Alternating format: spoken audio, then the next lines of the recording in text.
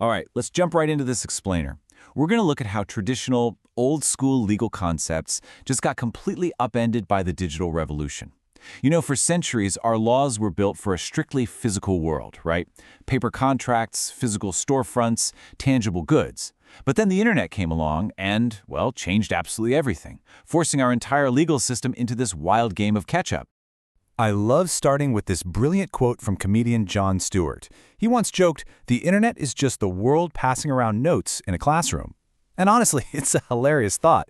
But to really wrap our heads around internet law, we have to imagine this isn't just your regular high school classroom. No, we've got to imagine a classroom with literally billions of students all passing those notes, instantly, all across the globe. Because technology lets these apps and platforms connect us all in the blink of an eye, the traditional physical laws we always relied on just completely broke down in cyberspace. They just didn't work.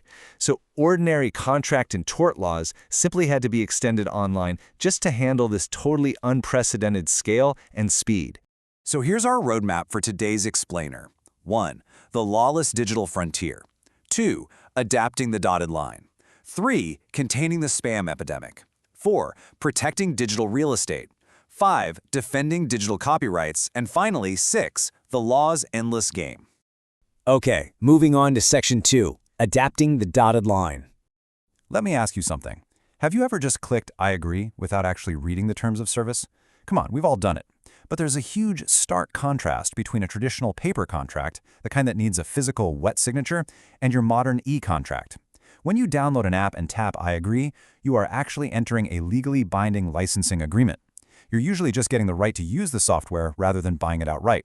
Now, e-contracts still require the exact same four basic elements as the paper ones: agreement, consideration, contractual capacity, and legality. But to make e-commerce actually function online, the courts made a big decision. They decided that the physical act of clicking a little box forms a binding click-on agreement. You don't actually have to read all those tiny terms for it to be effective. Crazy, right? Just your conduct of clicking that box is legally enough to lock you in. Which brings us to Section 3, Containing the Spam Epidemic. By some estimates, a staggering 75% of all emails out there are spam. I mean, just think about that for a second. 75%. That is a massive, practically infinite scale of junk mail that ordinary real-world nuisance laws simply couldn't handle. In the physical world, if someone, say, dumped 1,000,000 flyers on your front lawn, you'd immediately sue them for a tort like trespass or nuisance. But online, the sheer overwhelming volume made those traditional remedies practically useless. So enter the CAN-SPAM Act.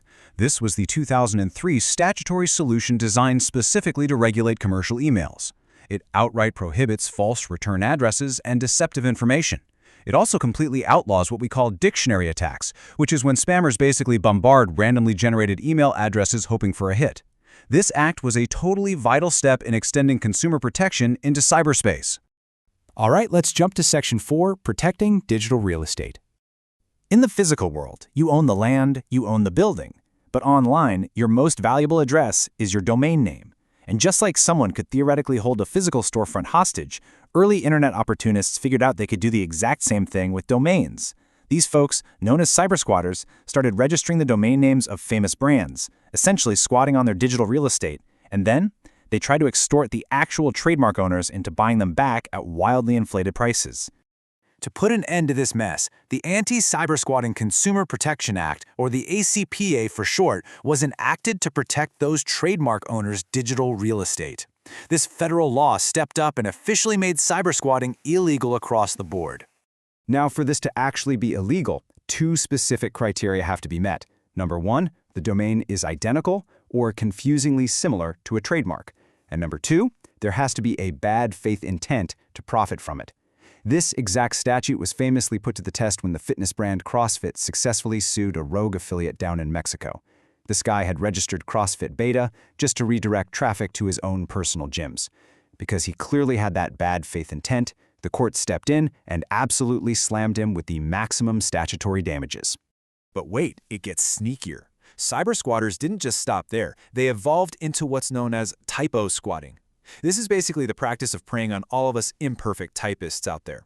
By registering clever misspellings of super popular brands, like leaving the E off Google or throwing an extra P into Apple, typo squatters managed to siphon all that accidental web traffic right over to their own ads. Section 5. Defending digital copyrights. Here's the thing. Because digital files can be copied an infinite number of times without ever degrading in quality, traditional copyright law was practically defenseless against online piracy. It was the Wild West. To combat this, Congress stepped in and passed the DMCA, the Digital Millennium Copyright Act. Passed way back in 1998, this landmark law completely updated U.S. copyright for the digital age. It created really strict civil and criminal penalties for anyone caught circumventing technological anti-piracy protections or even just distributing devices that bypass encryption. And one of the absolutely most important parts of the DMCA is its safe harbor provision. This provision essentially acts as a massive shield. It limits the liability of Internet Service Providers, or ISPs, for the piracy that's actually being committed by their users. Without this safe harbor, ISPs could have easily been sued into oblivion just for the data passing through their servers. However, that immunity is definitely not absolute. It vanishes in a flash if an ISP ignores warnings. We actually saw this play out super dramatically when a court ruled against the ISP Cox Communications. See, Cox had repeatedly ignored literally millions of infringement notices from a music rights company called BMG. And because Cox failed to take any meaningful action to shut down those repeat infringers, they were basically just temporarily suspending them and then reactivating them to keep collecting that sweet subscription revenue. They completely lost their safe harbor protection. Finally, Section 6. The law's endless game. So as technology just keeps moving infinitely faster than the law can adapt, we're already seeing entirely new frontiers pop up that push our legal boundaries even further. Like, think about this. How do you actually divide virtual property, like digital goods or virtual real estate, during a real-world divorce? I mean, family law is suddenly having to adapt to digital assets that literally didn't even exist a decade ago. Which leaves us with a truly critical question to ponder as we wrap things up today. As our entire world and our most valuable assets become increasingly digital, are these old analog legal frameworks really adapting fast enough to protect you and your invisible rights? It's like this endless game of catch-up, and the next decade of internet law is honestly bound to be just as revolutionary as the last. Thanks so much for joining me for this explainer, and definitely keep your eyes peeled on how the law evolves next.